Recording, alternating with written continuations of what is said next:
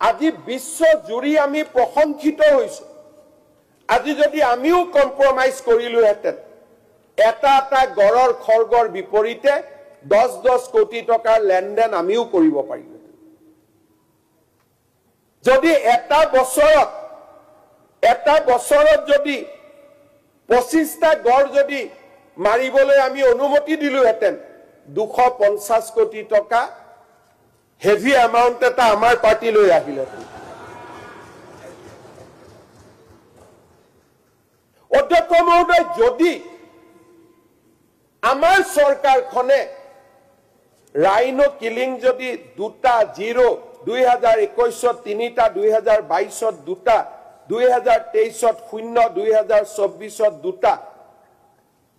আৰু 2012ত 20টা 2013ত 24টা 2014ত 15টা 25টা একেইটো